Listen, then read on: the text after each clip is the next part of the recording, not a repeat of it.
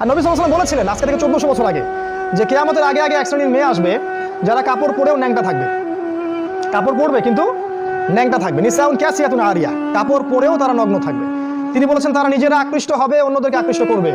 এরা জান্নাতে যাবে না, জান্নাতের কখনো গন্ধও পাবে না।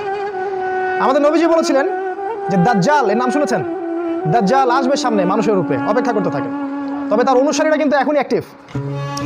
তিনি বলেছেন দাজ্জালের সবচেয়ে শেষ অনুসারী হবে এক শ্রেণীর মেয়ে যাদেরকে মুসলিমরা ঘরে বন্দি করে রাখতে পারবে না। বাপ ভাই স্বামী মিলে ঘরে রাখতে চাবে, তো ঘরে থাকো, পর্দায় থাকো, এরা বাঁধন ছিন্ন করে বের হয়ে চলে যাবে। এরা বের হয়নি? বিগত 100 বছরে দেখেন শহরে মেয়েদেরকে আর ঘরে রাখতে পারবেন না। উন্নতি, অগ্রগতি, কাঁধে কাঁধ মিলিয়ে দেশ ও জাতি গড়বো, এটা স্লোগান দেয় না? দিয়ে দিয়ে সমস্ত জায়গায় আজকে ওরা ঢুকে পড়ছে।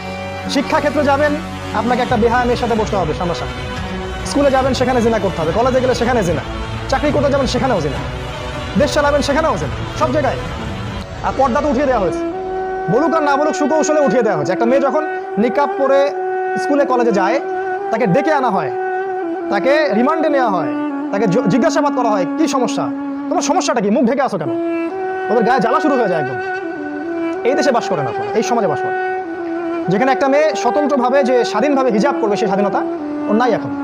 বরং তাকে বাঁকা চোখে দেখা হয়, একে জঙ্গি নাকি, বোরখার নিচে কি বোম আছে, গাড়ির নিচে আবার বোম আছে না। টাকনুর উপরে যখন একটা ছেলে কাপড় পরে, পাগড়ি পরে, জুব্বা পরে, ভয় লাগে ওদের দেখলে। আগে এই ধরনের মানুষকে দেখলে মানুষ সালাম দিত, শ্রদ্ধা করতো, বাসায় ডেকে দাওয়াত করে খাওয়াইতো। এখন ভয় পায় আমাদেরকে মানুষ। আমরা কি ভাই পশু হয়ে গেলাম নাকি? এই কাজটা কে করলো আসলে? আমরা কি বাঘ ভাল্লুক?